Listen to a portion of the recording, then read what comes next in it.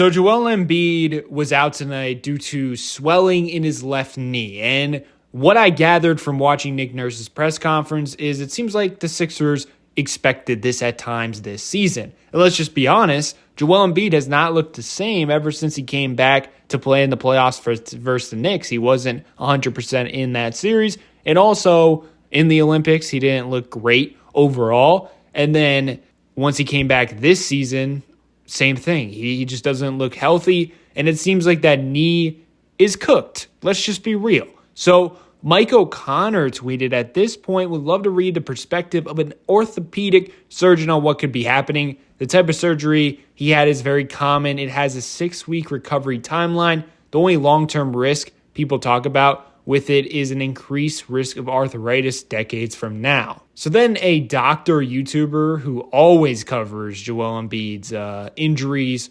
responded to him, and he gave a very good answer. He said, "Not that complicated. He had multiple injuries and meniscus tears. The more the meniscus gets damaged, the less it can protect the joint/cartilage. This leads to more cartilage wear over time, swelling and pain. The unknown is how much the meniscus has been damaged over the years and what the cartilage looks like. Managing it is an uphill battle. Historically, players got microfracture surgery, did not work well. Now things like cartilage and meniscus transplants are sometimes done, Lonzo Ball, but this can't easily be done for every case."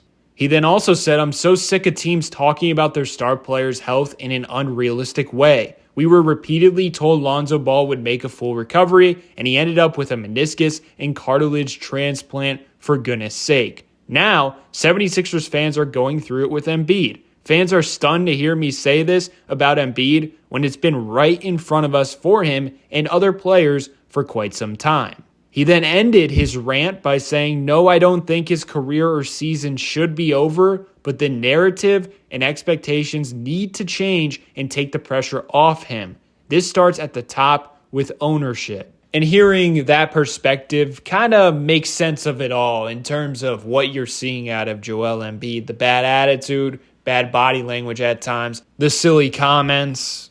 I think he is so pissed off at this point with all the injuries he's been through, and then the criticism on top of that. He just kind of has blown up a bit. Mentally, he's not in a good place right now, probably because all he wants to do is be healthy and ball out, but he physically can't do that. And the sad thing about this is I felt like he was finally getting more conditioned. I think that second half versus the Memphis Grizzlies was a lot about him just being in a little better shape, but now he's out with the knee injury. So when he comes back, whenever it is he going to be as conditioned as he was in that Memphis Grizzlies game late in the game? So it's going to be like just a cycle. Oh, he gets injured. Oh, he's not in shape. You know what I'm saying? Because he's got to play to get in shape. So obviously this is not good news.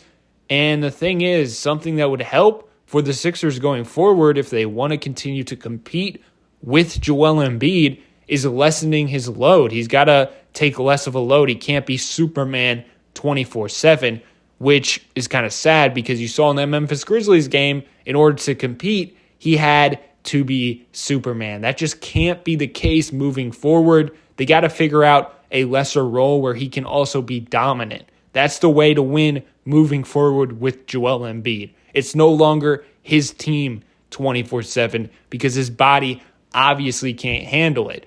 And everybody, including myself, is like, yo, just trade him, whatever.